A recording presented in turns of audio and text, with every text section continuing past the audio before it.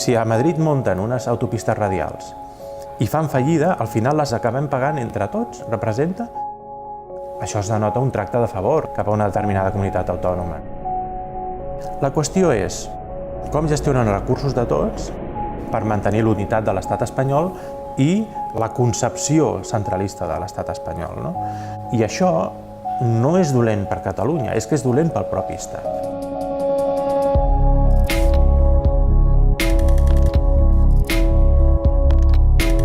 Hombre, què tal? Beníssim, bé. Com ha anat el viatge?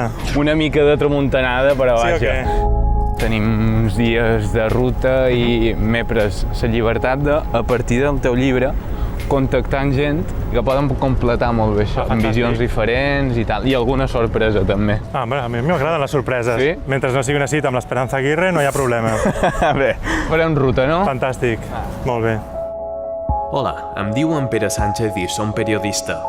He decidit agafar vaixell des de Mallorca i trobar-me amb Albert Pont. Aquests dies farem una bona ruta per la península Ibèrica. Anem a descobrir quin és aquí el verdader interès d'estat.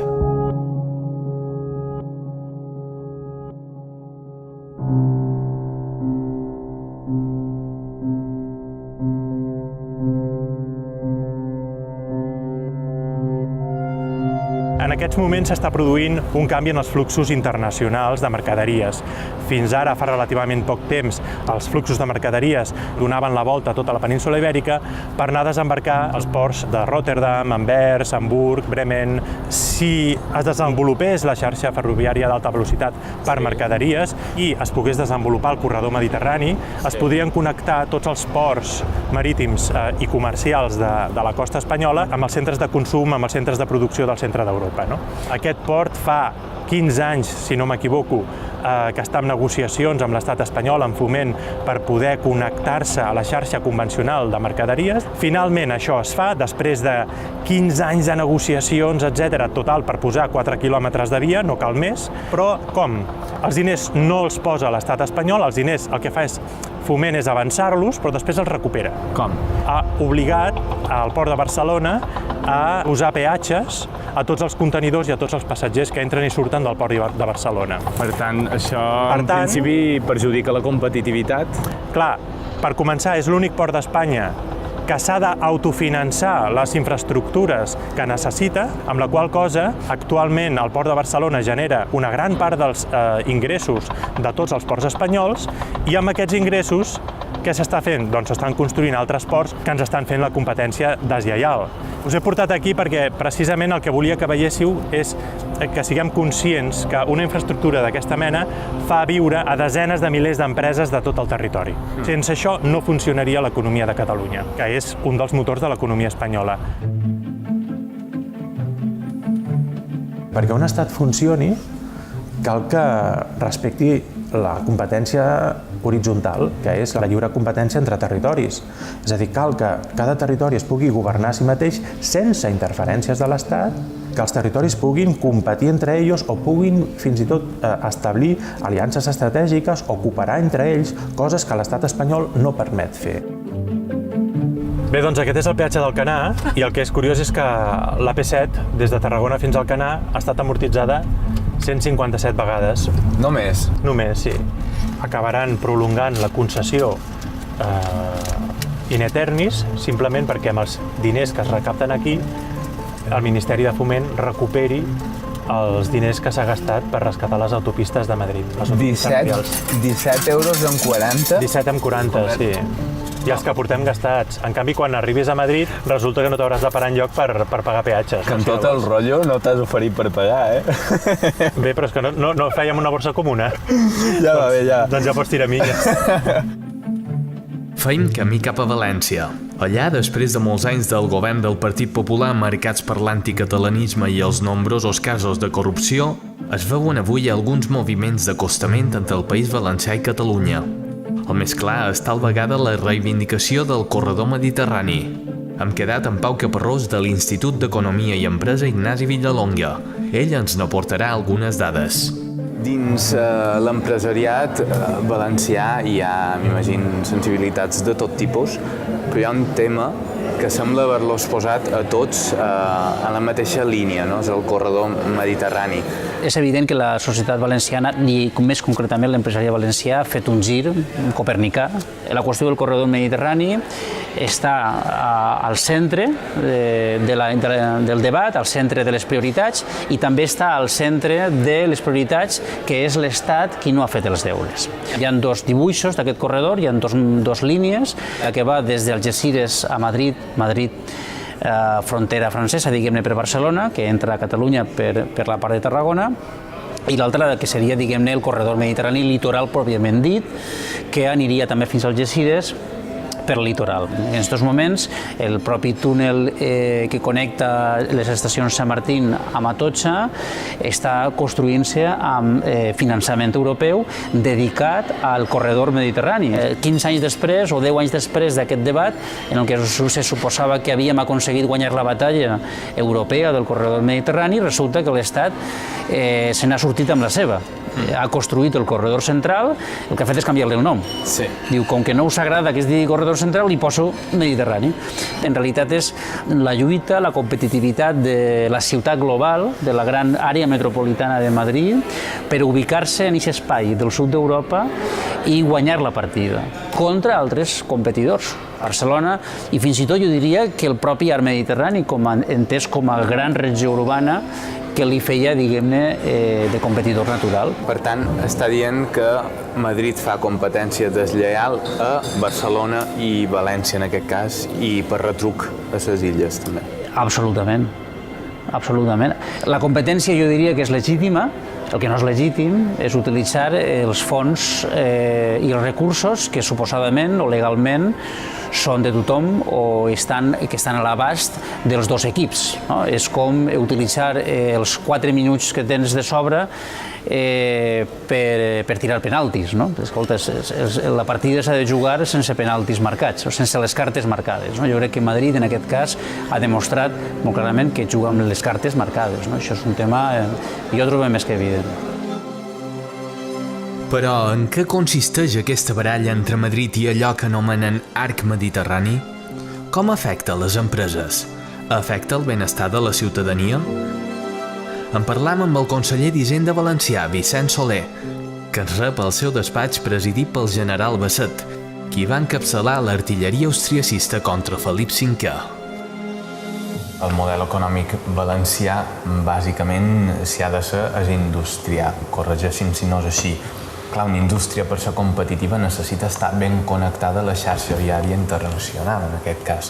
Naturalment, però des de sempre. Per exemple, el corredor mediterrani, que és la infraestructura decisiva, és una infraestructura que ja plantejava el Banc Mundial l'any 1963, en el primer informe que es fa sobre l'economia espanyola, diu que la infraestructura més important per al conjunt de l'economia espanyola és el corredor del Mediterrani. Estem a l'any 2017 i s'ha fet de tot. S'han fet AVEs que no van a ningú lloc, autopistes que no van tampoc, tot menys este eix fonamental per al conjunt de l'economia espanyola.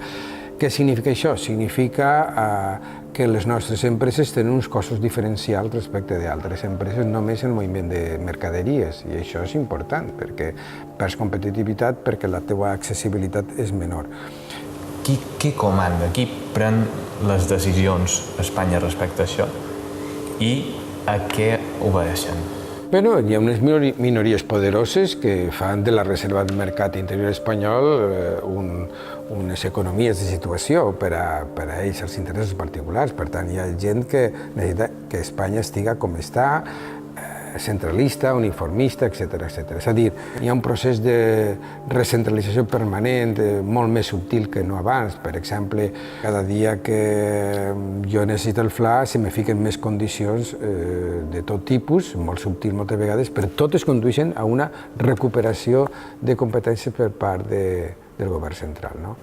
Com a economista, podria explicar per a persones que no hi entenen gaire com funciona el FLA, el Fons de Liquiditat Autonòmica, des d'un punt de vista també polític? En realitat som la comunitat autònoma més endeutada en termes de PIB i en termes per càpita. Això té dos fonts bàsicament de generació del deute. Un és el mal govern, la corrupció i tantíssimes coses mal fetes, Però n'hi ha una altra que és degut a l'infrafinançament. Nosaltres no gastem més que la mitjana, gastem per sota de la mitjana. La nostra despesa per càpita és per sota de la mitjana i tanmateix generem dèficit perquè els nostres recursos encara són menors que la mitjana. Arriba un moment en què les comunitats autònomes, justament per cúmul de deute i per l'infrafinançament, se li tanquen els mercats financers. Ja no poden anar als mercats financers per a obtindre. Si no vas als mercats financers perquè estan tancats, què has de fer? Pues que siga el propi Estat el que te faci a tu el préstec, perquè ell sí que pot obtindre dels mercats financers diners per a tu prestar. Per tant, la situació és realment kafkiana, no? És a dir, jo distribuïsc els diners del contribuent com jo vull, tu te'n distribuïs menys, tot i que tingues les competències més costoses, que són les de l'estat del benestar, i com que no t'arriben jo te faig un préstec que me'n pagaràs interessos. De manera que els que estem pitjor finançats necessiten més d'aquest préstec, de qual estem doblement estafats. Estafats perquè no tenim els ingressos que toca d'acord amb les nostres necessitats i després que això que falta ens el presta el govern, que a més no només ens fa pagar interessos, sinó que li hem de tornar i per tant fer la bola del deute cada vegada més gran. És un cercle viciós del qual caldrà eixir en un moment determinat perquè no podem continuar d'aquesta manera. Estem en una situació expectant respecte de tot el que està passant i amb una necessitat creixent d'afermar-nos en la nostra identitat i en la defensa dels nostres interessos en aquesta Espanya que s'ha de repensar, perquè si les èlites madrilenyes són les que han de pensar Espanya, malament, perquè ahir sí que no comptem.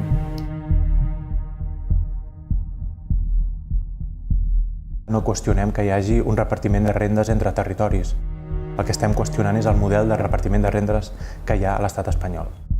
I és que es calcula en base al PIB. Clar, què és el PIB? El PIB és el valor de la producció d'un determinat territori dividit pels seus habitants. Però això no vol dir que els habitants tinguin aquells diners a la seva butxaca. No, ho tenen en capacitat de producció, no? Més aviat. És el valor de producció d'una determinada economia.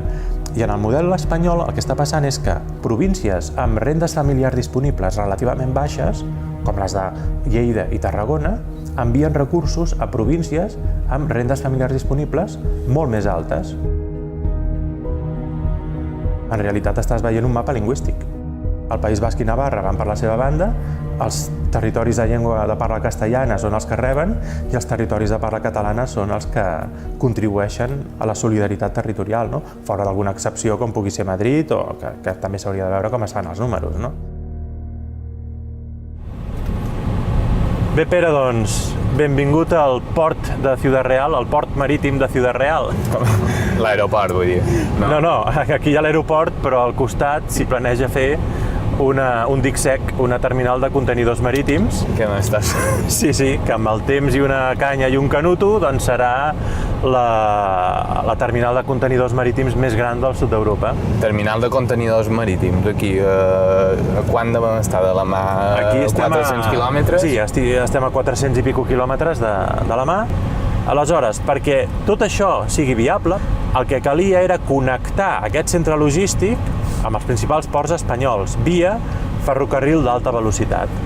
De tal manera que el corredor central, el corredor atlàntic i el corredor mediterrani tots conflueixen aquí. Si van posar-hi un aeroport, per què no també un port, no?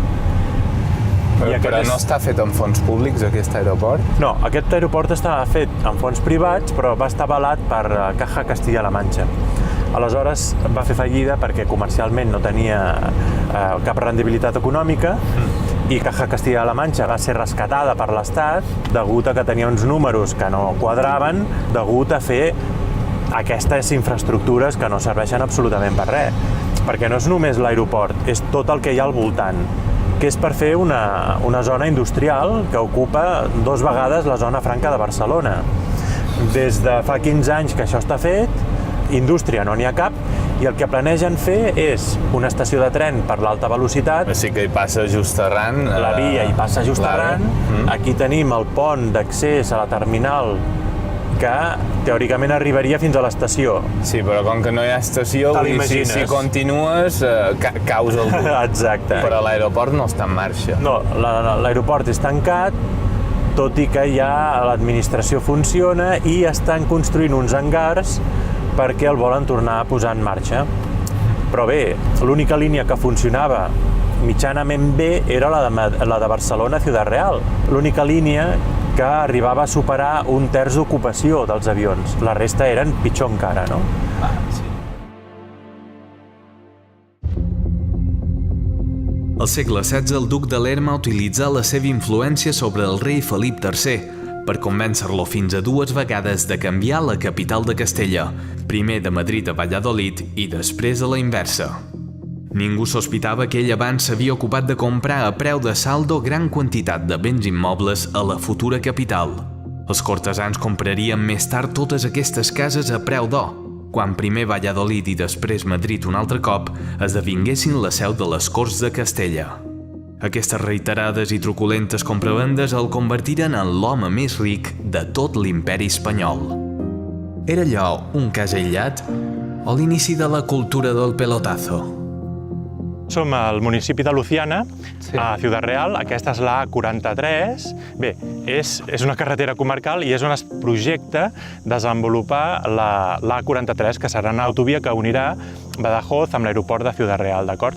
El que és curiós és que aquesta autovia és una de les principals infraestructures que van pels límits d'algunes de les finques de cacera més exclusives de tot Espanya, que pertanyen als accionistes més importants d'algunes de les empreses que es dediquen precisament a construir aquestes infraestructures. Per tant, en aquestes zones poden dir que hi ha molt de poder concentrat.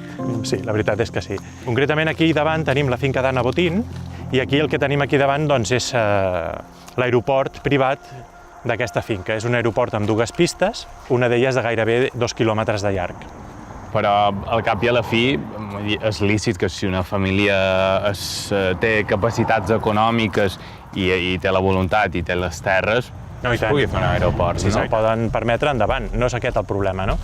El problema és que el mateix disseny, la mateixa concepció de les infraestructures que s'estan fent de vegades no respon a les necessitats reals del país, de l'economia real del país, sinó de l'esbarjo d'una èlit social molt concreta i que, a més, aquestes infraestructures les construeixen les empreses que són també propietat dels mateixos propietaris d'aquestes finques. Com és el cas d'aquesta A43 que comentaves. Com és el cas d'aquesta A43 o com és el cas de l'AP41. L'AP41 entre Madrid i Toledo és una de les autopistes radials que ha fet fallida, d'acord? L'AP41 neix a la finca dels Franco i, malgrat haver fet fallida, el Ministeri de Foment projecta l'AP41 prolongar-la des de Toledo fins a Córdoba, passant per Ciudad Real, passant pel costat de l'aeroport. Albert comenta al seu llibre que en aquesta finca s'hi han construït i projectat molts d'altres projectes. I ampliant el camp de visió amb el mateix llibre d'Albert, a tot el sud de Madrid hi trobam un cúmul de finques pertanyents a les grans famílies i empreses de l'Estat, per on curiosament es concentra el pas de les autopistes més deficitàries que l'Estat ha decidit rescatar amb diners públics. Les expropiacions en alguns casos han passat d'un valor de 28 euros al metre quadrat a 3.161, 1.800 milions d'euros de sobrecostos que s'han repartit als propietaris de les finques. Aturam a Toledo. Aquí ens trobarem amb el sociòleg Rubén Juste, que ha estudiat a fons la relació entre el poder polític i les empreses de l'IBEX 35. Las carreteras es una especie de elemento que se repite y se repite tanto que yo pues, pongo el ejemplo siempre de Joaquín Costa, que a finales del siglo XIX las definía como carreteras parlamentarias. O sea, detrás de una carretera siempre hay un parlamentario y siempre se decía pues, que donde vivía el cacique pasaba la carretera. Casualmente, pues 100 años después repetimos los mismos casos. Tan es así pues, que muchas de las carreteras pues, vemos que pasan por sitios donde uno quería que pasara porque pues, tenía un empresario amigo o tenía algún negocio entre medias. Pues de lo que estamos hablando es un sistema de partidos que depende de un modelo económico. Ese modelo económico son las infraestructuras. ¿Por qué? Porque las mordidas son mucho más fáciles de implementar en eso. Lo que nos lleva es un círculo vicioso, un sistema de partidos que depende de un modelo de negocio corrupto. Cuando se trata de atacar el núcleo duro de la corrupción, ¿podemos confiar en la justicia española, en la independencia de la justicia española? Y yo creo que en los últimos años, y esto se ve reflejado, por ejemplo, en cómo puede haber un caso de corrupción que afecta al propio presidente del gobierno, escuchas a los despachos que se relacionan pues, con poner un gobierno bajo la sombra de la sospecha como el catalán y utilizar cualquier medio ilegal pues, para fines políticos. Pues lo que nos está mostrando es la incapacidad de este Estado de funcionar al margen, digamos, del crimen. El Estado es la garantía de que todos los ciudadanos somos iguales. Si se establece que hay ciudadanos A y ciudadanos B, es cuando las instituciones dejan de tener sentido y la democracia está en cuestión. Si el crimen no es juzgado, el crimen campa a sus anchas. ¿Qué datos demuestran el grado de poder que tiene el IBEX 35 sobre España? Bueno, yo lo que digo es que el poder económico y el poder político son lo mismo. El IBEX 35 se conforma en 1991 principalmente con empresas públicas. Entonces eso ya indica la estrecha relación, es decir, dependían no solamente del capital, sino de personajes que procedían del Estado y que eran directivos de esas multinacionales. Esto se puede ver, por ejemplo, en los últimos tiempos, cuando un Felipe González acaba en un consejo de administración, el consejo de administración de Gas Natural, cuando José María Aznar es asesor de Endesa, o cuando múltiples ministros del Partido Socialista y del Partido Popular pasan ese IBEX 35. Un IBEX 35 que se ha manifestado en los últimos tiempos promulgando medidas y aconsejando al gobierno para que hiciera determinadas cosas. El hecho de que el IBEX sea poderoso se ha manifestado cuando esas medidas que proponía se han practicado después. Y el caso de la reforma laboral en 2010 fue muy evidente. Villar Mir, Florentino Pérez lo pidieron 2 meses antes de que fuera aprobada en septiembre de 2010. Entonces, ¿quién manda en España? En España mandan los de siempre. Comparemos las principales figuras del poder político y poder económico en los apellidos con aquellos que existían a principios del siglo XX. Por ejemplo, en el caso de las constructoras, su origen, la mayoría es durante el franquismo, excepto otras que es durante la dictadura de Primo de Rivera, los mismos apellidos que han atravesado desde una época a otra, manteniendo el poder económico.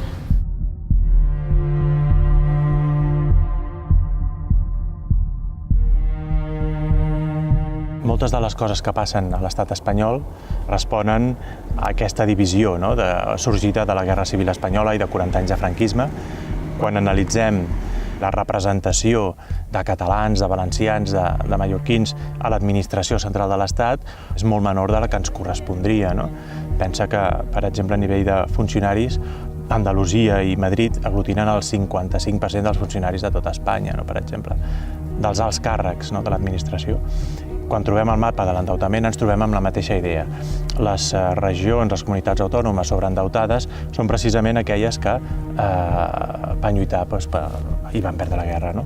Aquest sobreendeutament és un hàndicap bé degut en aquest procés independentista? No és un hàndicap perquè amb la independència nosaltres considerem que la Generalitat ha de deixar de pagar el deute que hagi contret amb l'estat espanyol. Considerem que el 75% del deute de la Generalitat l'ha contret amb l'estat espanyol a través del FLA i que aquest és un deute ominós.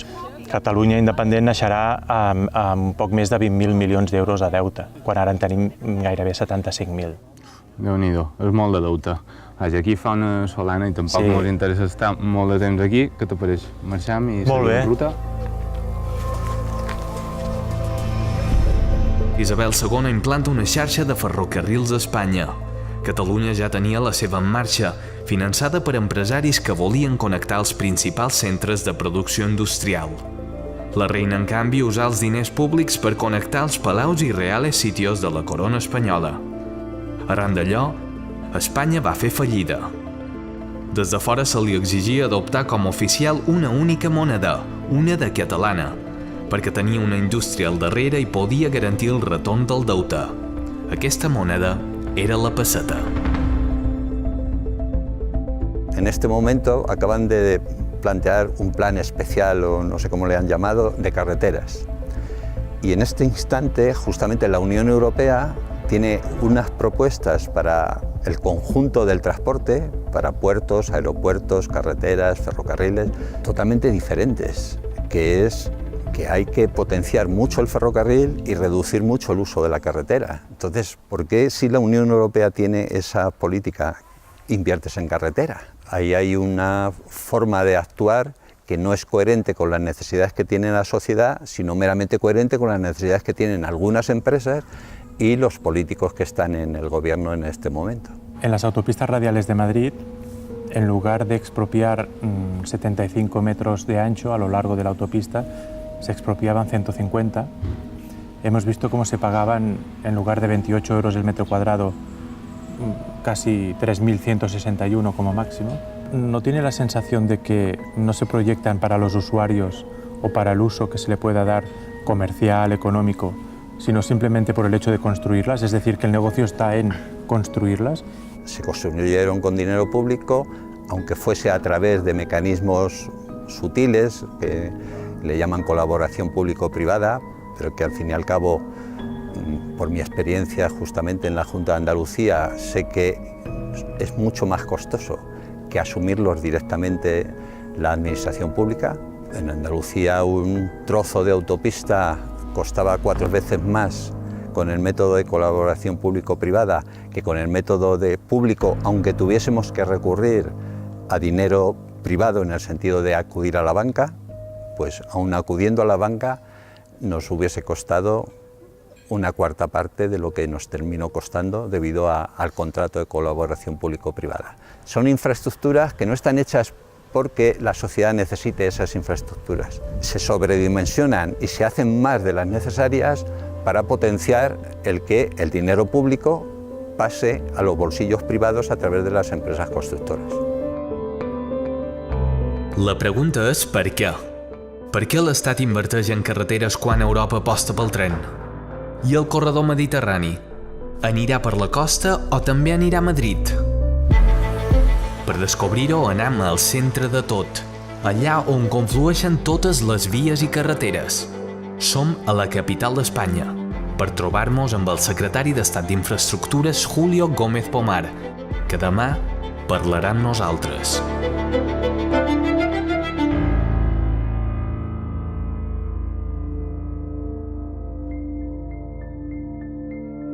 Aquí tenim el Consejo de Estado, no?, que és l'òrgan consultiu del govern espanyol i, curiosament, comparteix seu amb un dels màxims òrgans de l'exèrcit espanyol, que és Capitania General de l'Ejército. Quan em van explicar la transició, que jo no la vaig viure, t'expliquen que és un procés on d'alguna manera l'òrgan militar s'allunya una mica del que és la governança d'Espanya.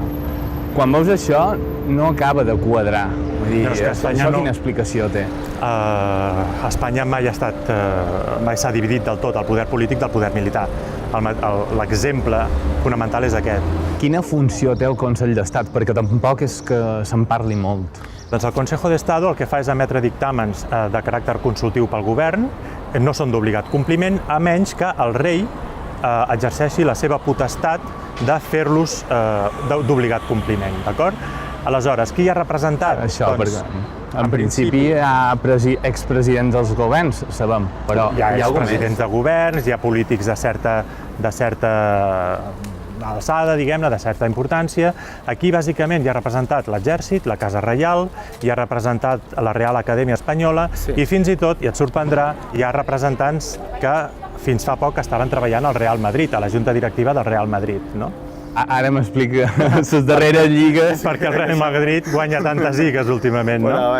És una política d'estat, És una política d'estat. De fet, i no és només això, és que moltes de les persones que ocupen càrrecs de responsabilitat al Consejo de Estado també estan en paral·lel ocupant càrrecs de responsabilitat a òrgans directius i a juntes directives de grans empreses de l'IBEX 35. Com per exemple? Com per exemple el BBVA, el Santander, Gas Natural, Renfe, com per exemple Roca Junyent Advocat, malgrat no ser de l'IBEX 35, forma part d'un grup de pressió important i estan representats aquí.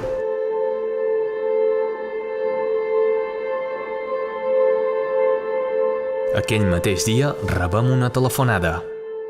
El secretari d'Estat no ens podrà rebre. Ha posposat la cita al·legant assumptes sobrevinguts. Ens citen per la setmana vinent.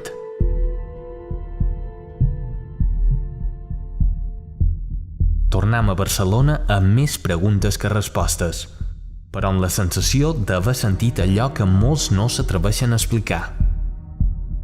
En parlam amb el periodista Pascual Serrano.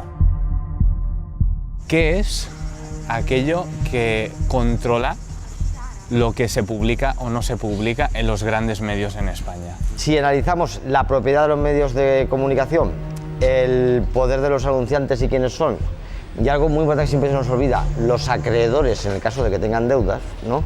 Evidentemente siempre nos estamos moviendo en el mismo marco económico, político, ideológico, que es el del mercado neoliberal, en el que la disidencia debe de ser muy limitada, ¿no? No es verdad eso de que yo puedo elegir el medio, cada medio se debe a sus lectores, cada uno tiene un espectro ideológico de audiencias. No, porque si te das cuenta, la discusión siempre se mueve en márgenes muy estrechos, es decir, pero en lo verdaderamente relevante la línea editorial es única.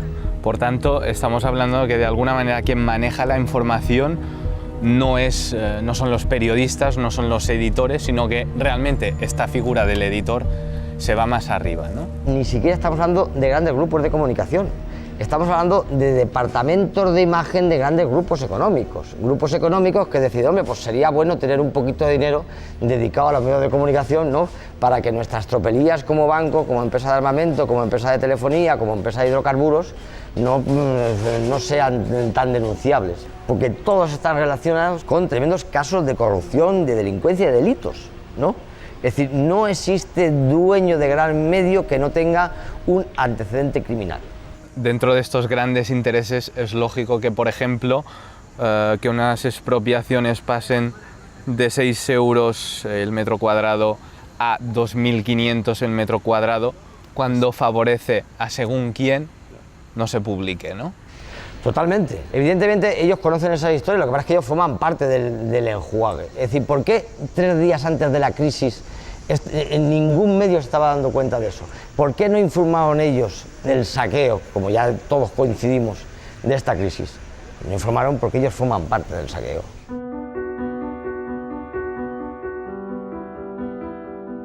La gran banca espanyola va ser rescatada per la Unió Europea amb uns diners que ja ens estan dient que no ens tornaran. Quan veus com anar el rescat bancari a Islàndia, va ser la població que en referèndum va decidir no rescatar els bancs amb diner públic. I a més, van fer caure el govern i a més, 30 grans banquers van anar a la presó. Quan aquí, la gran banca espanyola, amb tota la patxorra, ens estan dient que més de 60.000 milions d'euros que se'ls han donat no ens els tornaran mai. I no saben on han anat a parar. I no se sap on han anat a parar.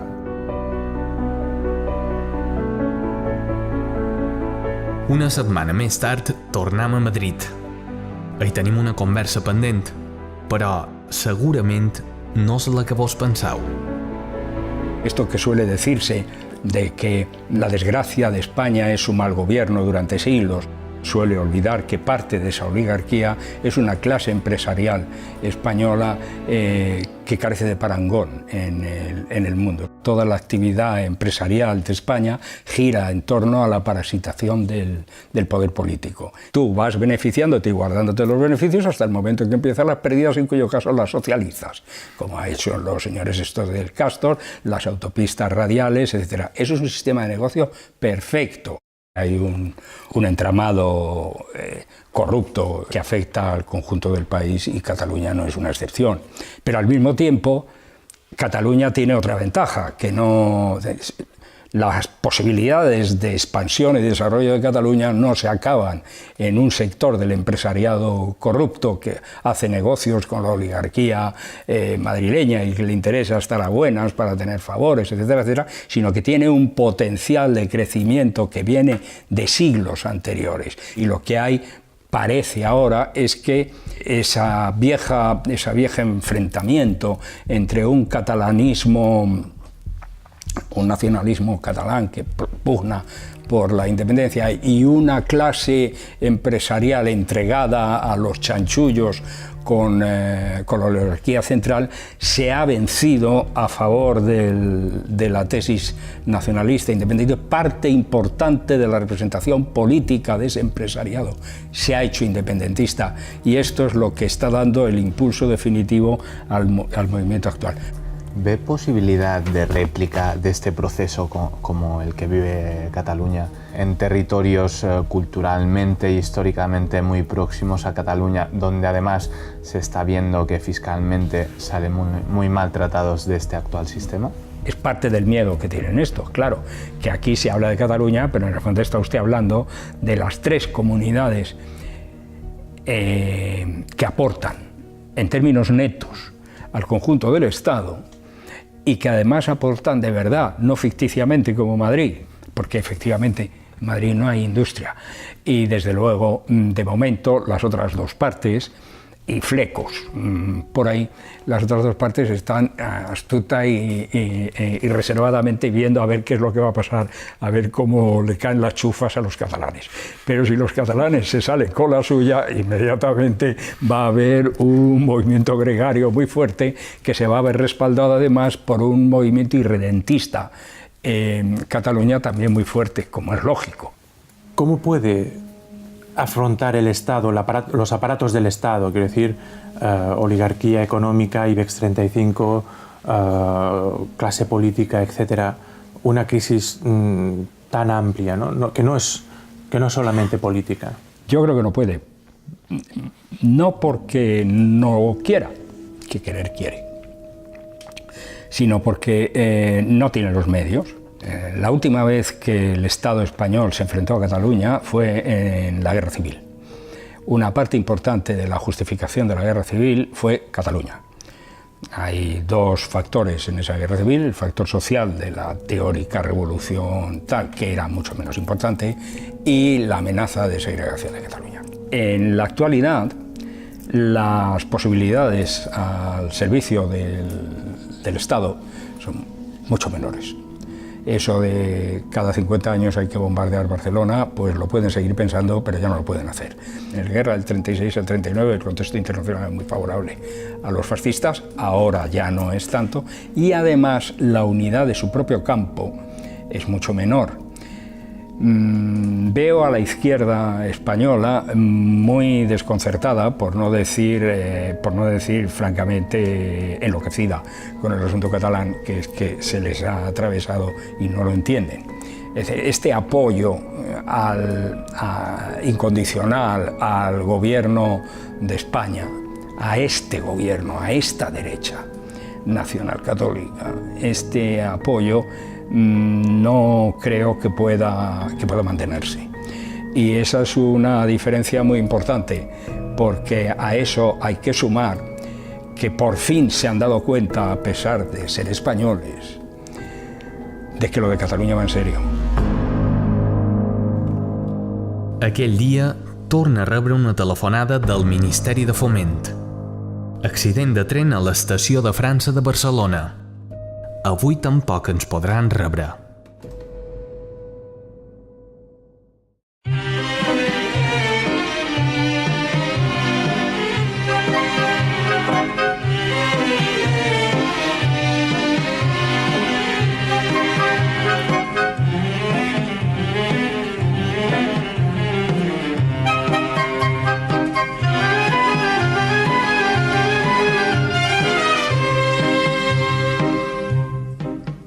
Nada te debo, nada te pido.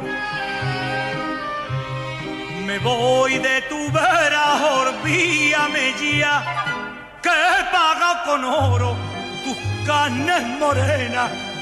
No maldigas, vaya, que estamos en paz. Bien pagado. Si tú eres la bien pagada, porque tus besos compré y a mí te supiste dar por un puño puñado de carnet bien paga, bien paga, bien paga, fuiste mujer.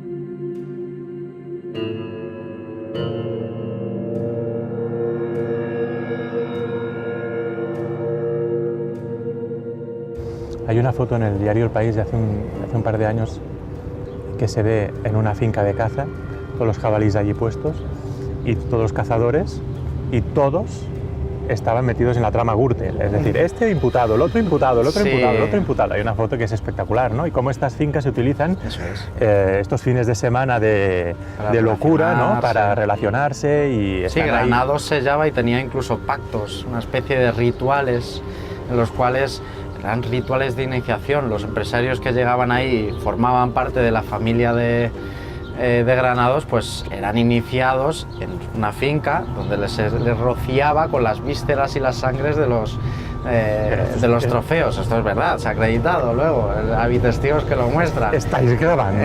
¿Estáis grabando esto?